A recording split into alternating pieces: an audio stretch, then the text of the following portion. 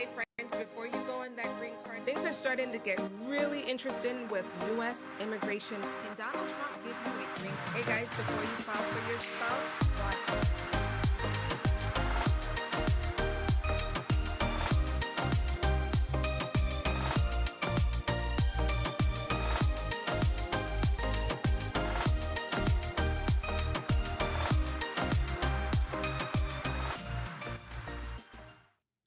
hey there, friends. Come on in. Tonight this is the home edition. Freedom Now, Kwaku. Thank you for being with me today. I'm Latoya McBean Pompey. This is a special type of discussion we're going to have tonight, guys. Election is 10 days away here in the US. We are getting ready to elect the next president of the United States, and whoever we elect is going to have a tremendous impact on immigration. And tonight, specifically, we're going to talk about Donald Trump. We're going to go into his policies. We're going to play some clips, okay? And we're going to talk frankly and honestly and transparently about what is going on. So come on in. If this is the type of discussion you'd like to have tonight, Freedom Now, come on in, say Freedom Now. It's so nice to be with you guys.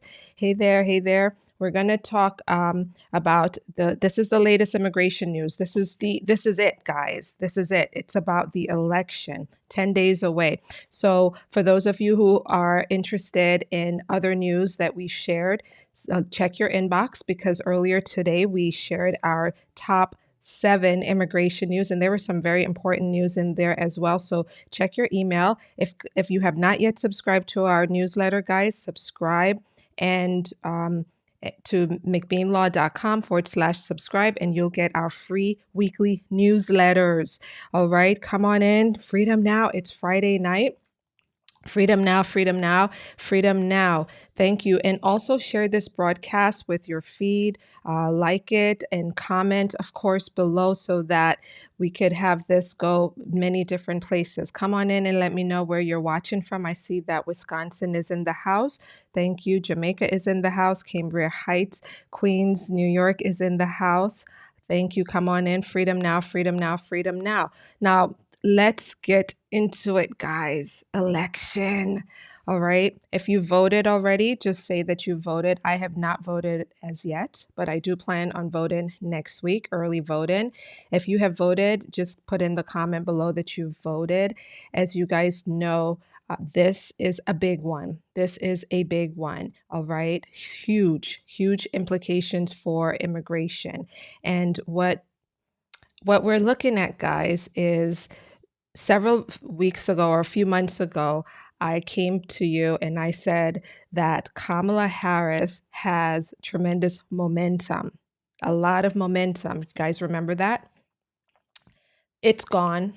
The momentum has shifted significantly over the last few weeks, as you guys can see. If anyone have any honest lens, and you're on TikTok, you're on YouTube, you're reading the news, you're talking to your family, your spouse, your children, you're talking to anyone about the US election, you will hear some very honest feedback that folks have about Kamala Harris, and the momentum has shifted significantly now to Donald Trump. And as a matter of fact, I'm going to just share with you some things that are trending right now on TikTok before we go into his policies around mass deportation. I'm going to have a very thoughtful discussion with you tonight about mass deportation, because that is the big policy concern that push that Donald Trump has. Okay, and so we're going to look at. Let's go into this one, guys. Let's get this going.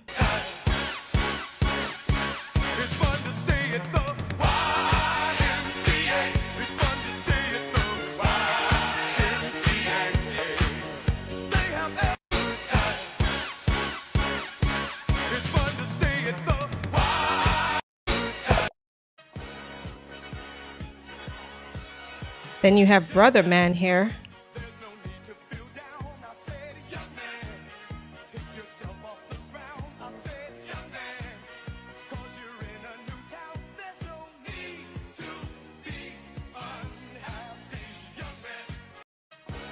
And you have the joy on her face.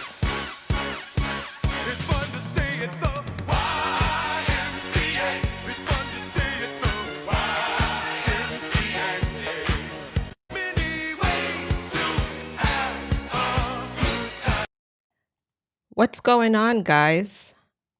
What's going on? A lot of people are voting for Donald Trump in this early voting. What, 30 million people have voted so far? Okay. And you have Black folks, you have Latinos, Latina folks, you have Indians, you have all these different demographics shifting towards Donald Trump. And people are fed up with, for whatever reason, whether it's the extreme policies that they see from from Kamala Harris, maybe it's her inability to communicate and articulate policies, a vision, the inability to connect with people, the inability to communicate. There are so many problems, right? Whether you are an intelligent individual who graduated with have a PhD, or you're someone who graduated with a high school diploma only. Everyone sees the problems, okay, that she has been showing us for the past few weeks, all right? And so with respect to Kamala Harris and her position on immigration in particular, it's very, very confusing what her vision is for immigration. It's very confusing whether she would support deportation efforts, which a lot of Americans are really rallying behind.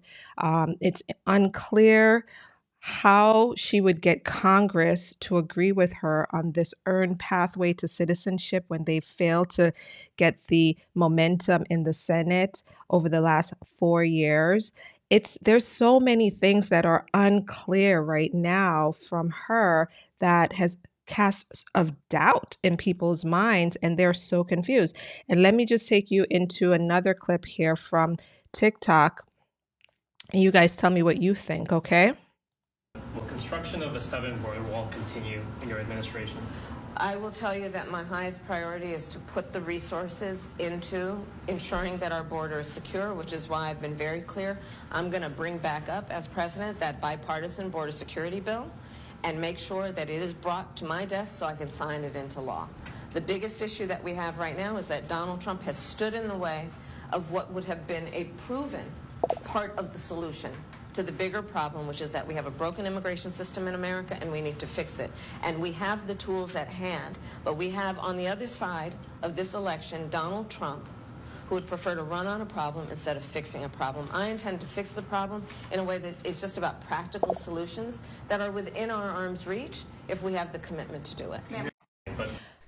Is a border For those of you, give me a second here, let me get this back up. For those of you who didn't understand the answer to that question, the answer is actually yes. The answer is yes. She would actually support continuing the border wall because the Senate bipartisan bill included dollars for the border wall. So the problem that I see, personally speaking, is that there are these convoluted answers to questions that are being asked, and we just need to know what you really believe in and who you are, really. And I think that, me personally, of course, I don't agree with like 99% of the policy positions that the Democratic Party takes. You know, that's not surprising. You guys know that. I just don't. I don't support what they believe in. But at least show who you are. Say something. Tell us who you are. Tell us what you really think. Tell us what you really believe in, and answer a question. All right. So that's my rant, guys. She does believe in continuing the border wall. And she knows that they made a lot of mistakes over the last 4 years. They opened the border and it infuriated a lot of people, and it caused a lot of pressure on our immigration system. And they made a huge mistake with that. Own it. Own up to it so that you could earn our respect. That has not happened. There is no ownership of the mistakes that they've made with immigration. Own up to the fact that they don't really believe in an earned pathway to citizenship. Own up to the fact that immigration is a tool that they use around election season. Own up to it. Say you made a mistake and maybe you'll get more votes, okay? It's just this inability to be transparent and honest and real that is really sinking the campaign right now. And Donald Trump is on the momentum. It looks like he's going to win this one, guys. 9 months ago, I did a video from this room and I said, guys, things are about to get really serious with immigration. Get yourself ready because here's the plan from Donald Trump. And I laid out in that video, you could go back and watch it, those policy positions. And I talked about readiness. And for a long time, it looked like he wasn't going to win. But now it kind of looks like he's going to win, okay?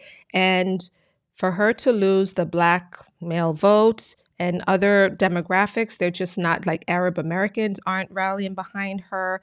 It's really interesting to watch this. A lot of empty promises. I agree with you.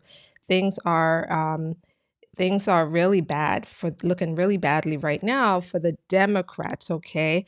Kamala is not an honest person. All of this mess, she can't be president.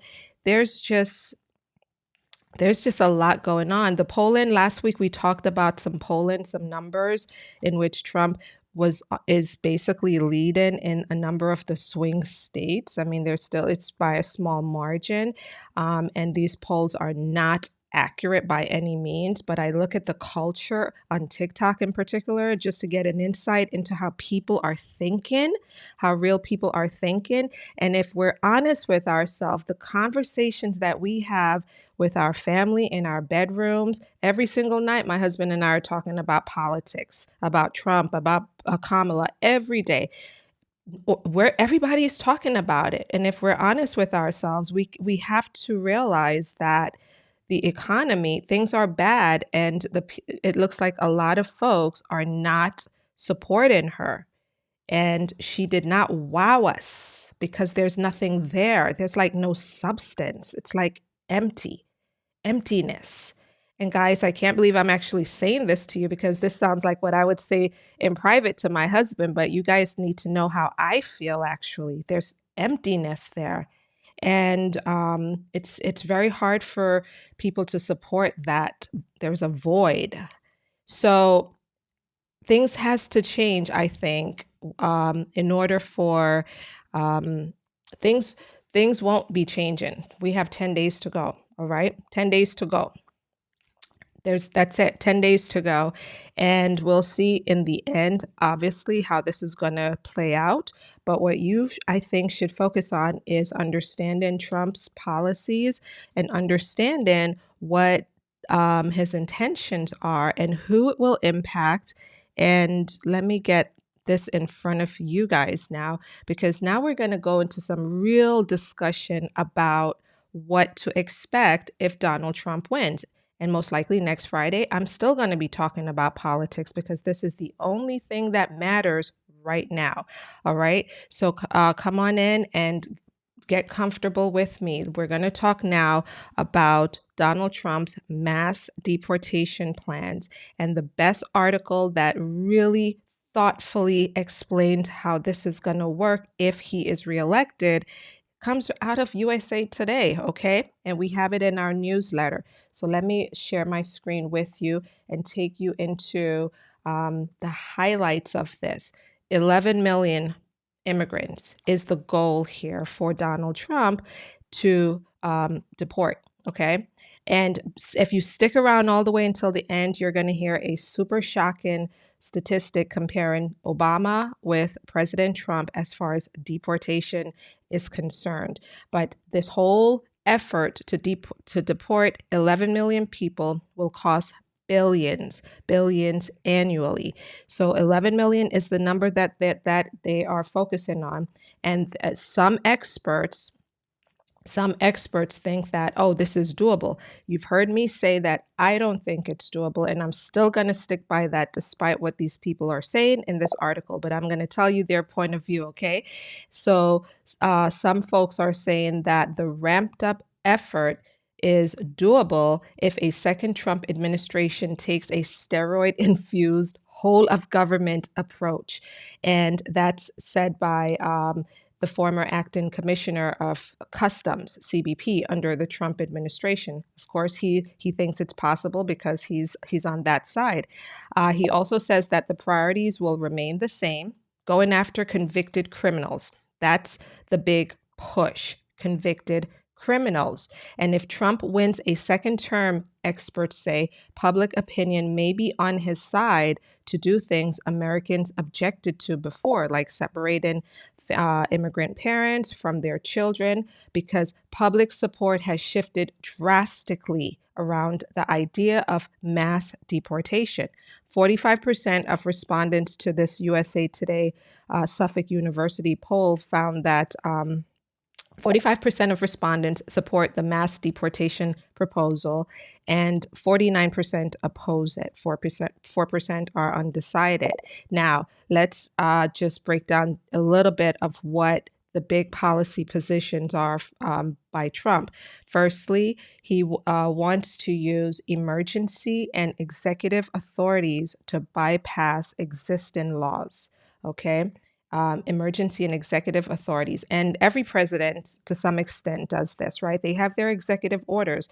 Biden has his executive orders. Trump, of course, had his executive orders. It's just part of being president. Then there's the Alien Enemies Act, which is an old law that would allow the president to have these extraordinary powers, okay, extraordinary powers to carry out certain initiatives. And typically it's like a wartime power that the president would have, but it can be used even when there is no war. Okay, it just depends on the circumstances. That's why you would hear Trump talk about an invasion, we're being occupied, right? Like those key words, guys, are strategically being used because they're trying to make the connection to this Alien Enemies Act to paint a picture that America is an occupied territory, okay? Then the next strategy is to use local and state police to arrest immigrants. Then the idea is to use U.S. military and the National Guard in immigration enforcement, and then to redirect, because you might be saying, well, where's all this money going to come from? Billions of dollars. Well, the idea is to redirect federal employees and resources to support the effort. So they would be pulling money from other federal agencies and beefing up ICE. I'm talking about an unprecedented amount of money that would go to federal immigration law enforcement agencies to carry out the effort. Now, a mass deportation, the article, this is a US, if you're joining me, I'm reading from a USA Today article that lays out everything very nicely and objectively about the Trump mass deportation plan. A mass deportation of 1 million people per year could cost $88 billion annually, according to the American Immigration Council. Now, let's talk about who Trump would deport here, okay? Because that's always the big concern. Is it going to be me? Is it going to be my spouse? I'm in a mixed family home. I'm a U.S. citizen. All right, I'm a U.S. citizen. Is it going to be me? Let's talk about this. Now, according to this USA Today article, there are, of course, 11 million people in the U.S. who he wants to move out of the U.S. The vast majority of them don't have a criminal conviction. They're not criminals. Now, among them are 1.3 million immigrants who have already been issued a removal order, and they're still here in the United States. They have a removal order and haven't left yet. And the reason they haven't left is because there's a lack of ICE officers. Remember, I told you guys that you need more ICE agents. It's not easy to find these qualified men and women to do this difficult job. So you have 1.3 million people with removal orders who ICE has not yet deported. It's also due to a lack of airplane capacity. You got to put them on an airplane. And thirdly, the fact that their own country doesn't even want them. Countries like China, they don't want, you can't send anyone back there, really, right? They say, no, we don't want them. You keep them, right? Then people with these existing removal orders could be targeted first because the government obviously it's easy for them to pull you up on a list. The article goes on to say people with existing removal orders could be targeted first, as could the hundreds of thousands of immigrants who are in jail in local and state criminal charges. This is low-hanging fruit. Low-hanging fruit, meaning that it's easy. This is the easy ones. And we know that our government, in order to show results, they like to go after that which is easy first and say, oh, look what we've done. Week one, month one, we've accomplished all of this. But stick with me, because I'm telling you guys, folks have due process rights, all right? And so the numbers, if Trump is elected and takes office and they start with their effort, the big numbers that you're going to be hearing will largely be associated with people at the border or people who have been in the United States for like less than 2 weeks. So stick with me until we get to that point.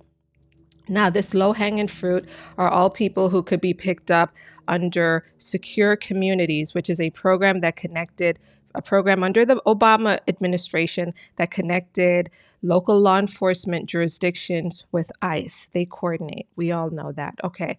Now, ICE reported that in July of this year, there were more than 660,000 non-citizens with criminal histories on their docket. So when you hear Trump talk about the fact that, all these criminals are in the country, we've got to get rid of them. He's talking about numbers like this, right? 660,000. And I also reported out to you guys that 13,000 people have been convicted already of homicide. And Trump is using that number right now as well. 13,000 have been convicted of homicide, and they're still here in the United States, and they're not in prison. And ICE knows about them. So those are the real numbers there, okay? Now, let's keep going. What about those who are here legally? What about those who have temporary protected status? Well, he wants to get rid of those people as well, okay? He wants to get rid of the program, TPS, more than 860,000 people from 16 different countries like Afghanistan, Ukraine, Syria, Haiti, Venezuela. They have temporary protected status, and they would like to cancel. It's not easy to cancel a TPS, by the way. Trump tried to do that under his first administration, and he was not successful. Then you have folks who have DACA, 530,000 people. That's tied up in court right now, of course. I don't think that DACA is going to be a big priority for them because the numbers are so small, and it looks bad, I think. Go after the criminals first, leave the DACA recipients alone for a little bit, right? Then you have 1.6 million asylum seekers who are just waiting on their hearing, and they're going through the process. You have those people. They still have their due process rights to take their case all the way until the end. So if you've applied for asylum, guys, just know that you're not really, I don't think you're the target here. Now, the article goes on to say how the government would actually find people, because that's always a big concern too. And it's the way that they do it. They use their intelligence data. Okay, they have a lot going on that we don't even know about. All right. So let's talk about, do the immigrants have the same rights as citizens? I always tell you guys that immigrants have constitutional rights as well, and you do. It's due process. You have a right for your case to go all the way till the end. The USA Today article says immigrants accused of being in the country illegally have constitutional rights. For example, the Supreme Court has repeatedly held that the government can't deport people without giving them due process or the opportunity to tell a court why they should be allowed to stay in the country. And listen to this, guys, very nicely said. Immigrants here without authorization also have the same basic rights as other defendants in criminal proceedings, including the right to a lawyer, the right against unreasonable searches, the right to remain silent, the right against cruel and unusual punishment as well. So, you have rights, okay? People are not just put on an airplane and that's it. No, it doesn't work that way. Migrants apprehended, however, those of you who are new in the country within the first 2 weeks, or you're within 100 miles of the border, you can be deported without a hearing. It's called expedited removal. And I suspect that certainly that's where a lot of the big numbers will come from in the early days of Trump administration too, if they win, right? If he wins, it's going to be these expedited removal. And then if, there's some emergency authority like Title 42, which we saw during his first 4 years, the emergency authorities can waive some of these rights that folks have under the Constitution. So keep that in mind. But for the most part, you have a lot of rights, a lot of due process rights. So keep that in mind. Next, how would Trump actually detain people who are awaiting deportation? How would he catch those people? How would he detain people? Well, let's think about it from the standpoint of how many people are in prison across America today? Not immigration, but just like federal and state prisons, right? There were 1.2 million in prison in 2022, according to the Bureau of Justice Statistics. And for this mass deportation of 11 million people to work, you're going to need a lot of facilities to detain people. Congress currently only appropriates funding for ICE to hold, on average, 34,000 people in detention centers daily. ICE uses more than 190 facilities to detain immigrants in at least 40 states and U.S. territories. They would need an enormous amount of resources to detain all these people. The article says that while Trump says he wouldn't need large detention centers because the deportations would happen swiftly, it's not going to happen swiftly. You can't do that without due process rights. The article says, but many immigrants have a right to plead their case to stay, but there's already a backlog of 3.5 million cases in the immigration court system. It could take months or years to get a hearing, and those of you who are in removal, you know that is true. Likewise, foreign governments, your government must agree to take you. Okay. The American Immigration Council estimates the country would have to maintain 1,000 new immigration courtrooms and expand ICE's detention capacity 24-fold to house all the people who are currently waiting for their hearing. So, guys, this is just to give you a perspective on really what it would take to catch, detain, and deport 11 million people. It's an enormous amount of resources needed. Now, let's end with this. Okay, let's end with a comparison of removal statistics between Obama and Trump. Obama deported more people than Trump, guys. 3.1 million ICE deportations under Obama. Okay, 3.1. Now, that's an 8-year administration, though. 8 years compared to just 4 years.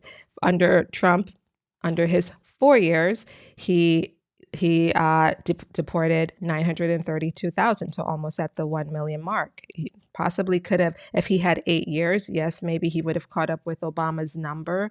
I don't know. But the point is this, that we've got to take these policies seriously, but at the same time, you've got to put on your wits. You've got to think. You've got to sit back and realize that you have due process rights. You shouldn't be afraid. We made it during the first 4 years. If he wins again, he looks like he might win this. If he wins, okay. What's trying to see the silver line here? I'm not the one, by the way, who's running for office here, okay? It's not my job to give you the silver line. It's your politicians, your elected officials' job to cast a vision and give you policies that could fix problems. We're not seeing policies that could fix problems by the Democratic candidate right now, which is why the Republican candidate is winning this. The silver lining, if I was to actually leave one with you guys tonight, is the fact that you have due process rights, and you have a right to have an attorney, of course. You have a right to be here, take your case to the court, and you have a right to file your paperwork and finish up your process. Okay, so just keep that in mind. But certainly, things have shifted in a major, major, major way. And a lot of people are happy about that. Okay. A lot of people are happy about it. Okay. About this shift, because they want to see some changes in this country. They do not want another 4 years of the same. So there's a lot to be said about that. But guys, I'm going to end right here and let you guys go. But thank you so much for being with me tonight. I will be back before you guys on Monday to go through your immigration questions. And let's see. Let me see what I could say. Let's spend a few more minutes. I'd love to hear your thoughts on what I've just shared before I go. CeeLo says that he's going to deport a lot of people if he wins. Yes, it's going to be ramped up. It's just ramped up, okay? Ramped up. Ramped up. Someone says TikTok is based on an algorithm. Really? Thank you for educating me on that one. I didn't know that. If you're only watching Trump enthusiast videos, that's what you're going to see. Whatever the Democratic Party has said or not said is nothing compared to Project 2025. Guys, listen, the Heritage Foundation, every single year they put out their stuff. Every single year, from the days when I was on Capitol Hill as a young staffer, they always have their policy. It's nothing new. They've always had these ideas. They've always thought very extreme. They have a different vision for the world, okay? It's just with TikTok and social media, the average person is now becoming aware of these ideas. Whereas before it was inside Washington conservative circles, okay? But now it's out there. It's all out there and people are freaking out. I would focus more on educating yourself and equipping yourself for whatever might impact you personally or someone that you love. And yes, TikTok is based on algorithm, obviously. It's based on interests and all of that and how much time you actually spend watching something. But you can't deny the fact that a lot of people are excited about a second Trump term. Beverly says, but God. I agree with you, Beverly. I agree with you. But God, that's saying a lot. Yes, absolutely. Today I've watched the polls. It's Kamala gonna win. Okay, we shall see. We just covered Trump's immigration plans. Okay, we saw that. We just went in depth about all of that. Felicia says that this world is just unfair. It's basic, but policies are only help the government, not the people. Yeah, Felicia, you know what? There's so many frustrated moments with our government, like every day. Okay, every day. every day. Um, let's see. Pray the American people do the right thing. What's the right thing, Christine? The right thing is really based on an individual's perspective. This stuff, it's not for us, as you know, we care so deeply about immigration because it impacts us in such a profound way. But there are a lot of other issues on the table here for people. People, yes, a lot of folks want to see things, the immigration levels go down, but they also want to see other things. They don't believe in this gender ideology and, the sex changes in children and all, or even abortion. There are other big issues to people, right, that they care a lot about, and so they will lean towards the party that supports those belief systems. Okay, it's not just immigration. For us, immigration is like so big, right? But it really isn't like that for the average person. Okay, but do not lose hope. I completely agree. Don't lose hope. We will never lose hope. Don't lose hope at all, guys, but be smart. Put on your wits, think, and equip yourself, like I said 9 months ago in that video. Equip yourself and live your life, okay? And vote. Of course, you vote however your conscience and your intellect leads you. Vote that way, but open your eyes and also recognize what's really happening here, too, okay? Nico says, go Trump. And I do recognize that quite a bit of my subscribers are Trump supporters. You guys have been um, popping up forever. Okay. Now, let's see. Okay, so we're going to end right now. We're going to end. Guys, have a wonderful weekend. Thanks so much for being with me tonight, and I will see you in the next one. Bye-bye.